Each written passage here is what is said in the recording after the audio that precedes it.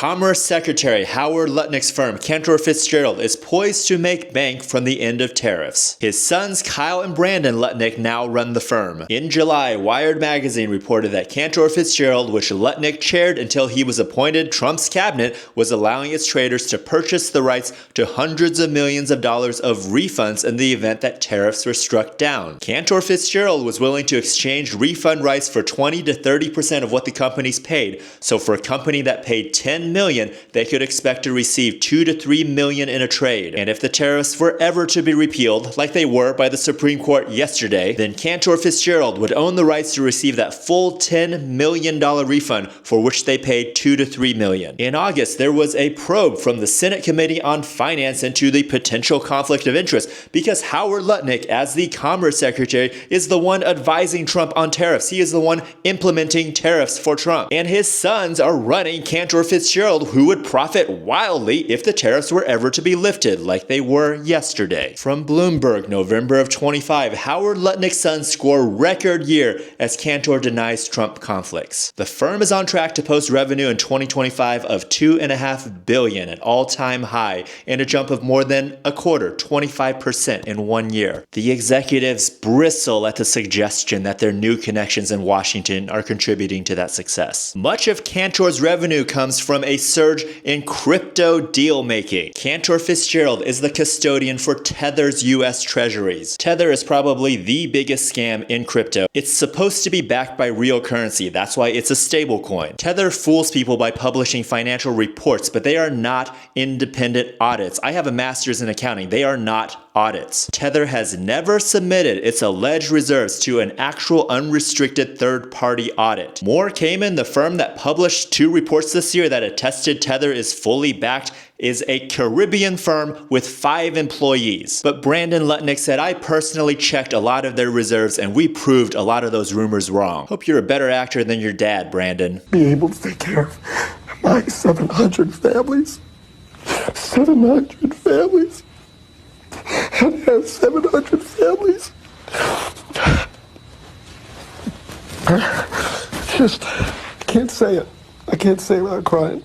In October, the Secretary of Commerce was personally calling people to get them to invest in Tether's $20 billion round of fundraising. December 2024, Tether-linked Cantor Fitzgerald pays $6.75 million SEC penalty. Tether was under DOJ investigation until the Trump administration came into power. This $6.75 million penalty was related to Cantor's work with SPACs. In April, Cantor Fitzgerald launched another scam SPAC, which are these legal entities that allow companies to sidestep a lot of red tape and quickly get publicly traded. This business, 21, was copying MicroStrategy's business, which was just to buy Bitcoin. They've lost 38% of their value since their launch, but Cantor got paid. What an incredible run it's been for Howard. He was just so lucky that he chose that one day to take his child to school. He was delayed because his wife insisted that he finally, after years, take his child to school.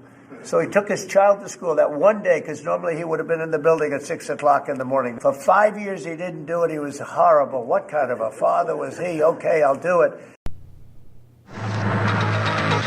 Hard to believe, but it's been just about 48 hours now since the world as we know it basically fell apart. The U.S. financial markets started trading bonds again. When the markets opened on Thursday, September the 13th, the screens in every bank flicker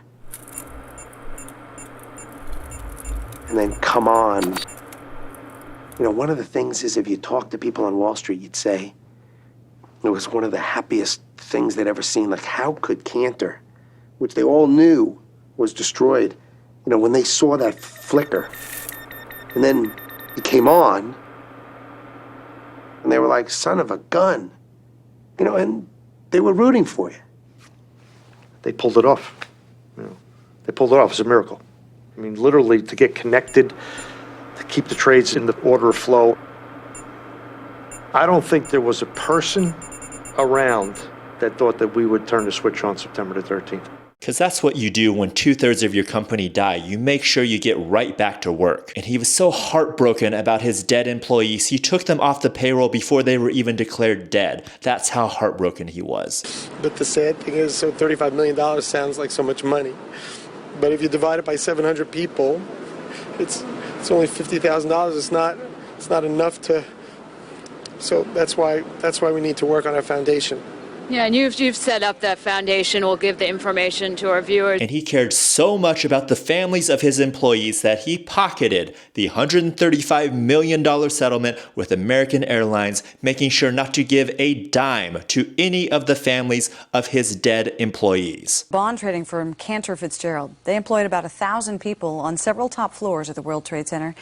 The head of Cantor Fitzgerald, Harold Lutnick, just happened to be out of the office that day that the terrorists struck. We are really focused on trying to make sure that our 700 families who lost a member of their family are taken care of. Surely the man who bought an apartment next door to Jeffrey Epstein and then lied about his interactions with Epstein is beyond reproach. My wife and I decided that I will never be in the room with that disgusting person. His wife said, "We'll never have anything to do with Epstein again." That's why she emailed Epstein to confirm their family's visit to his island, and very specifically mentioned the ages of the children that they would be bringing to the pedophile Epstein island. Surely this man would never seek to profit from crypto scams or by leveraging his influence and power as the Commerce Secretary.